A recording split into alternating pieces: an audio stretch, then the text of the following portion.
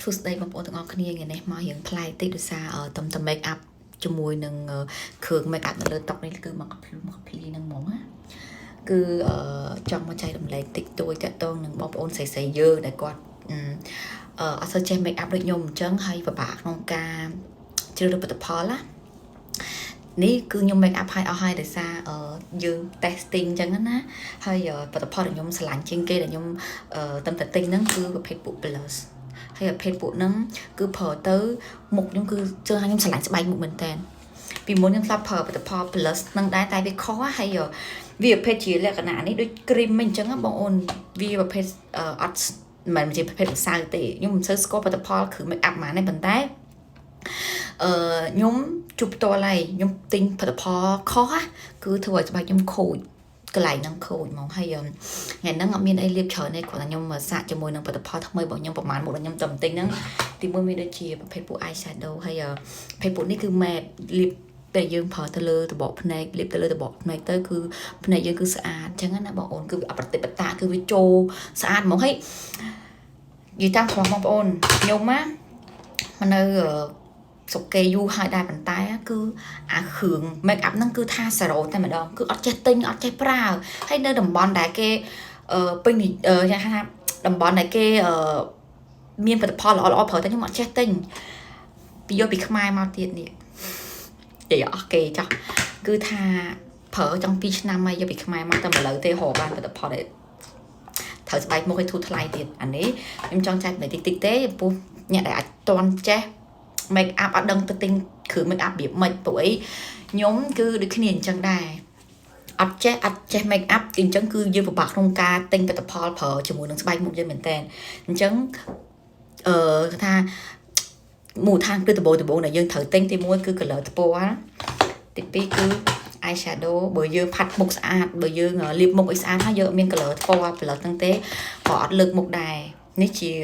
ការពិតហើយទី2ទៀតគឺប្រភេទពួក eyeliner នេះអូយបងប្អូនអើយរៀងវាទុយស្ដើងស្អាតមែនទេហើយតម្លៃធូរថ្លៃទៀតខ្ញុំទិញដូចជាតែប្រហែល$6 $7$7ទៅឲ្យស្រួលគូខ្ញុំអត់ចេះគូក៏ខ្ញុំគូបានស្អាតដែរបងប្អូនឃើញទេខ្ញុំអត់ចេះគូ eyeliner ភ្នែកទេតែដល់ពេលខ្ញុំទិញអានេះមកជក់វានេះតែមើលតិចនេះក្បាលជក់វាគឺថាទុយស្ដើងមែនតើហ្មងណាទុយស្រួលយើងគូក្នុងការគូមែនតើប៉ុន្តែភាពជាប់របស់វាខ្ញុំអត់បានដឹងដោយសារខ្ញុំតែទិញហើយខ្ញុំសម្រាប់សាកតេស្តអញ្ចឹងណាតែអាចជាប់ល្អតម្លៃធូរថ្លៃទៀតទី2គឺគូនេះពណ៌ color ចើមប្រភេទខ្ញុំយកពណ៌ gray ដោយសារចាំខ្ញុំវាស៊ីជាមួយនឹងពណ៌ហ្នឹងអញ្ចឹងណាសម្បល់យើងមិនជាសអណាប៉ុន្តែយើងដាក់ពណ៌ហ្នឹងទៅគឺវាស្គមជាមួយស្បែកយើងហ្នឹងហើយខ្ញុំប្រភេទទី3ដែលយើងត្រូវចាំបាច់ទិញដែរនោះគឺក្រែមតែប្រភេទពួកពីរហ្នឹងបើយើងចាំបាច់ក៏យើងប្រើទៅតែបើថាយើងអត់ចាំបាច់ទេយើងមិនប្រើក៏បានដែរព្រោះអីខ្ញុំក៏មិនជាអ្នកប្រើរងថ្ងៃដែរនេះគឺខ្ញុំទុកសម្រាប់ពេលដែលខ្ញុំមានកម្មវិធីអីទូចគឺខ្ញុំប្រើអញ្ចឹងណាហើយប្រភេទពួកក្រែមនេះខ្ញុំតំទិញតែនេះអត់តបានសាកហើយបើខ្ញុំសាកនេះគឺខ្ញុំប្រភេទប្រើប្រភេទពួក L'Oreal នេះគឺខ្ញុំតំទិញនេះហើយខ្ញុំប្រើ3ពណ៌ហើយគឺជាប់ស្អាតហើយអត់ខូចបេមាត់យើងអត់ប្រេះបេមាត់ខ្មៅណាប្រភេទពួកហ្នឹងណាមិនគេជួយឲ្យប្រម៉ូទទេប៉ុន្តែចង់ចែករំលែកគឺខ្ញុំប្រើអានេះអស់2ហើយអានេះតំទិញមកមួយទៀតពណ៌នេះគឺស្អាតមែនតើបងប្អូនពណ៌ក្បឿងនេះពណ៌ក្បឿងអញ្ចឹងណាហ្នឹងហើយភេទពណ៌ហ្នឹងហើយនេះខ្ញុំទិញដំបូងគេគឺពណ៌នេះលាបរាល់ថ្ងៃហ្មង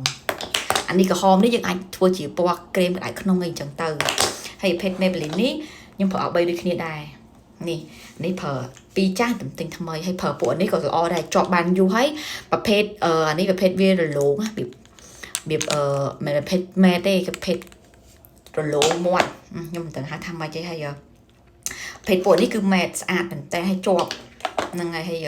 ប្រភេទអានេះខ្ញុំគ្រាន់តែត្រួសជាមួយនឹងអ្វីដែលខ្ញុំតំទិញក្នុងថ្ងៃហ្នឹងហើយខ្ញុំចង់ចែករំលែកបងប្អូនដែលគាត់អត់ទាន់ចេះ make up អីចឹងណាហើយ make up បន្តិចចេះលើក្រោយខ្ញុំធ្វើវីដេអូមួយទៀតឲ្យបងប្អូនដឹងពីរបៀប make up ធ្វើម៉េចបន្តិចតែស្អាតយកហ្មងកុំដាក់តប់ក្រាស់ពេកអត់ហោះតាណាទេបងប្អូនខ្ញុំនិយាយមែនផាត់បន្តិចចឹងមកគឺស្អាតតាណាមកអស់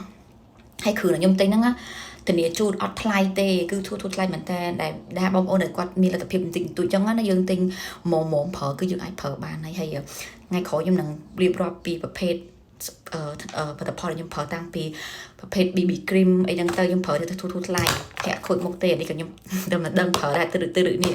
ព្រោះយើងមិនមែនជាអ្នក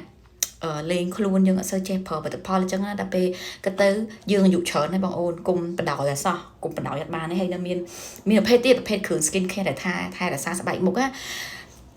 nhung chay mình lấy nó cứ nhung bảy ngạt lụ tế nhung có trong chay oi bông ôn này qua ở ớt che thơ vừa luôn việc mấy xa á để sao nhung có chỉ này ớt chay đai chứng yên chay mình lấy kia bye